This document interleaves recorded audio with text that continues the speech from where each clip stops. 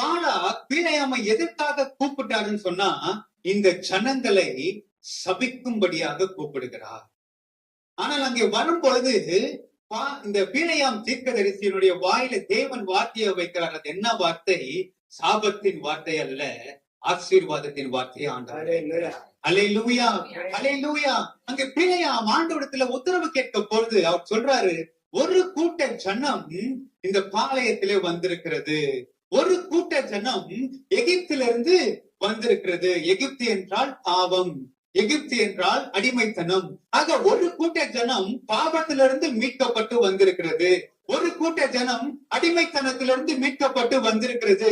ஆக இந்த ஜனத்தை சபிக்க வேண்டும் என்று சத்ரு நினைக்கிறான். யார? பாவத்திலிருந்து வெளியே வருகிறவனை, அடிமைத்தனத்திலிருந்து மீட்கப்பட்டவனை சபிக்கும்படி யார் கூப்பிடுறா? சத்துரு கூப்பிடுறா. அல்லேலூயா. ஆக ஆனால் இங்க இவர் போகிறாரு, யாரு? பிலேயாம் போகிறார். பிலேயாம் தீர்க்கதரிசி அங்க போகிறாரு. அவர் சொல்றாரு, கர்த்தர் ஆசீர்வதிக்கிற ஜனத்தை நான் சபிப்பது எப்படி? ஆக தேவனோடு ஆராதிக்கிற ஜனங்களை தேவன் ஆசீர்வதிக்கிறார். அல்லேலூயா.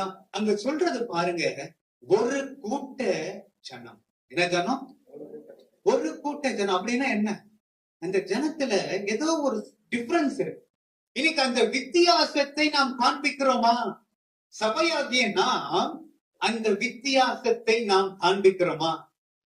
இன்னைக்கு பெரும்பான்மையா நம்ம மாறணும், அவங்கள ஃபாலோ பண்ணணும், நம்ம ஏதோ நம்ம வித்தியாசமா நம்ம பண்றோம். இல்ல, நீங்க உபாகமம் 7வது அதிகாரம் 7வது வசனத்தை வாசிங்க. நீங்க திரட்சியா இருக்கிறதுனால ஆண்டவர் உங்களை தெரிந்தெடுக்கவில்லை. நீங்க திரட்சியா இருக்கிறதுனால ஆண்டவர் உங்களிடத்துல அன்பு செலுத்தவில்லை. நீங்க கொஞ்சமா இருக்கிறீங்க. அல்லேலூயா. ஆக இன்னைக்கு நம்முடைய கம்பேரிசன் இன்னைக்கு எங்க போக கூடாதுன்னா, உலகத்துக்குள்ள போக கூடாது. நம்முடைய கம்பேரிசன் இன்னைக்கு எங்க போக கூடாதுன்னா, பெரும்பான்மையான மக்கள் பின்பற்றுகிறதுக்கு பின்னாடி போகக்கூடாது.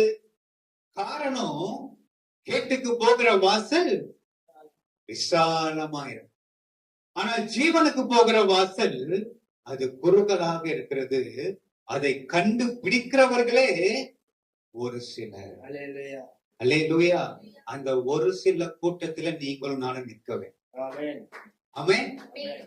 அந்த ஒரு சில கூட்டத்துக்குள்ள வரும் பொழுது அந்த ஜீவனுக்கு ஏதுவான வாசலை நாம் கண்டுபிடித்து விட்டோம் என்று சொன்னால், தேவன் நம்மை ஆசீர்வதிக்க அவர் பிரியமாயிருக்கிறார்.